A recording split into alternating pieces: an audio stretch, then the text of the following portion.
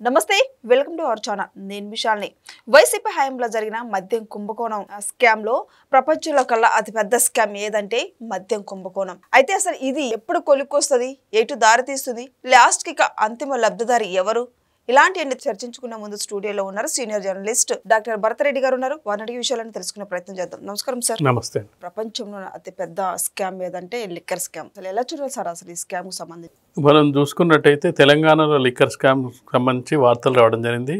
కవిత liquor scam చేసింది liquor స్కామ్లో involve అయింది కవితను అరెస్ట్ చేయడం జరిగింది అది పెద్ద సంచలనంగా మారింది దాని తర్వాత మనం చూసుకుంటే ఢిల్లీ లిక్కర్ స్కామ్ అదే పెద్ద స్కాము దాన్ని ఉప ముఖ్యమంత్రి దాదాపు 11 నెలలు జైల్లో ఉండడం జరిగింది స్వయంగా ముఖ్యమంత్రిగా కొనసాగుతున్న అరవింద్ కేజ్రీవాల్ జైలు నుండి పరిపాలన చేయడం జరిగింది ఆ దేశ చరిత్రలో ఇట్లాంటి స్కాములు జరిగితే ఆ మద్యం స్కామ్కి సంబంధించి అనుకున్న సందర్భంలో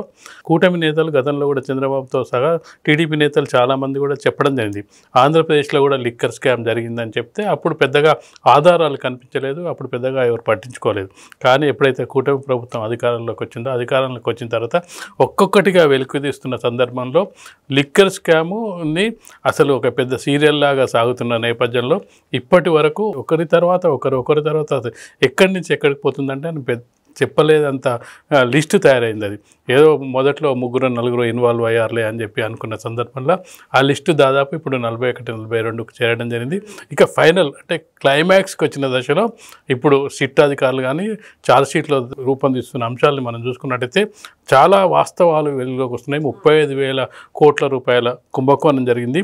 రాష్ట్ర ప్రభుత్వ ఆదాయానికి 18,860 కోట్ల నష్టం చేసింది గత ప్రభుత్వం అనేది ప్రాథమికంగా అంచనాకు రావడం జరిగింది ఇంకా పూర్తి సమాచారం కోర్టుకు కానీ బయటికి ప్రవేశపెట్టకపోయినప్పటికీ వాళ్ళు కొంత ఇన్ఫర్మేషన్ సేకరించిన దాని ప్రకారం ప్రభుత్వ ఆధ్వర్యంలో నడవాల్సిన బ్రేవరీస్ని వాళ్ళు ప్రైవేట్ వ్యక్తులకు అప్పగించడం ద్వారా తన అనుయాయులకు అప్పగించడం ద్వారా తన సొంత వ్యక్తులకు అప్పగించడం ద్వారా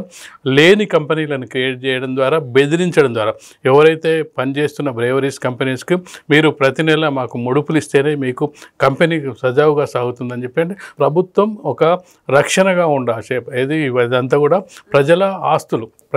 ఆస్తులకు ప్రజల డబ్బులకు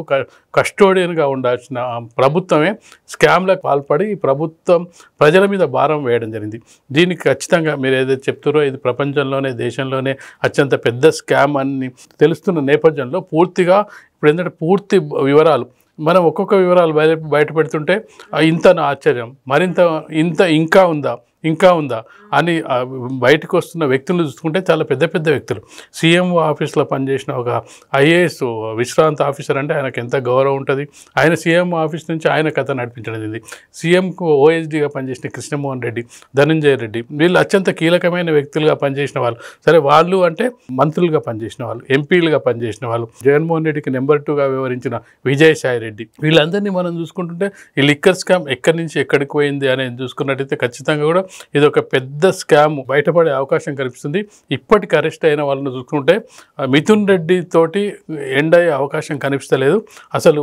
ఫైనల్గా ఎవరు లబ్ధిదారులు ఎవరికి చేరింది అసలు ఎవరి ద్వారా చేరింది లిక్కర్ స్కామ్ ద్వారా 35,000 కోట్లు ఆర్జన చేసిన ఈ వైసీపీ నాయకులు వైసీపీ నాయకత్వానికి వెళ్ళిందా అందులో 300 కోట్ల దాకా ఏదైతే 3 జిల్లాలకు సంబంధించిన ఎమ్మెల్యేలకు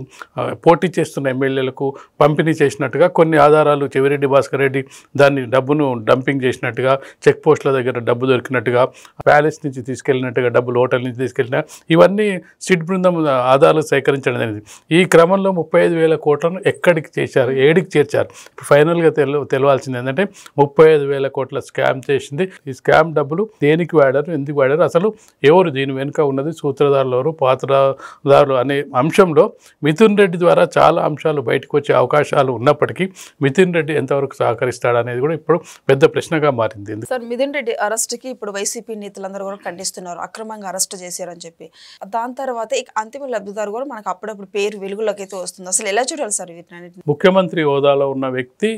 తను కాపాడాల్సింది ఏదైతే తను ఏమని ప్రమాణ స్వీకారం చేసి రావడం జరిగింది జగన్మోహన్ రెడ్డి